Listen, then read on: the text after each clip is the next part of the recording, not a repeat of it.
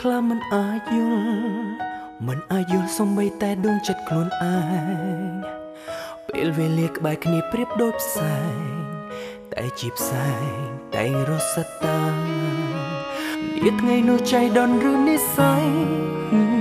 ថ្ងៃជួបស្រីហរតីដែលជាប់ស្នេហ៍ថ្នាំងរៀនភាសានៅតែទឹកដាមិនអាចហាមចិត្តដែរចង់ស្គាល់បេះដូងពេញដោយក្តីស្នេហ៍ប៉ុន្តែមិនហ៊ាននិយាយអារម្មណ៍រវើរយចិត្តទន់ជ្រាយគ្មានអ្នកណាអាចយល់តើហេតុអ្វីបានត្រឹមលួចស្នេហ៍មិន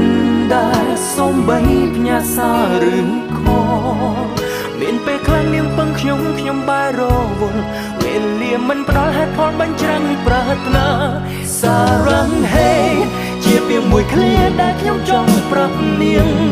តែអនដាដឹងតាំងជាងច្រៀងចំរៀងពាក្យទុនសូសៀងមិនចេះវាចាដល់ពេលមួយពេលដែលមិនអាចបងក្រោយនាងទៅឆ្ងាយហើយទើបដឹងថាយ៉ាងណាបើកសៀងផើអានស្រង់ទឹកនេត្រាសៀងផើដែលនាងធ្លាប់ជ័យខ្ញុំហេតុអ្វីតើខំពេល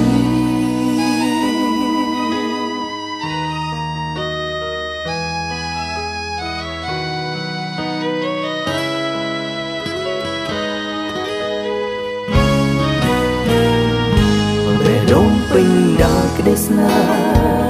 ប៉ុន្តែមិនហ៊ាននិយាយអារម្មណ៍រវើរយចិត្តទន់ជ្រាយគ្មានអ្នកណាអាចយល់តើហេតុអ្វីបានត្រឹមលួចស្នេហ៍មិនដែលសំបីផ្ញើសារឬខលមានពេលខ្លះនាងពឹងខ្ញុំបែររវល់វេលាមិនផ្ដល់ហេតុផលបញ្ច្រាំងប្រាថ្នាសារ៉ាំងហេជាពាក្យមួយឃ្លាដែលខ្ញុំចង់ប្រាប់នាងតែអនដាដឹងតាំងជាងច្រៀងចំរៀងពាក្យទុនសូសៀងមិនចេះវាចាដល់ពេលមួយពេលដែលមិនអាចបងក្រោយនាងទៅឆ្ងាយហើយទើបដឹងថាយ៉ាងណាបើកសៀងផើអានស្រង់ទឹកនេត្រាសៀងផើដែលនាងធ្លាប់ជ័យខ្ញុំហេតុអ្វីទើបឃើញពេលនេះជាពាក្យមួយឃ្លាដែលនាងចង់ប្រាប់ខ្ញុំសារ៉ាំងហេនាងក៏ស្រឡាញ់រូបខ្ញុំដែរតែគិតថារូប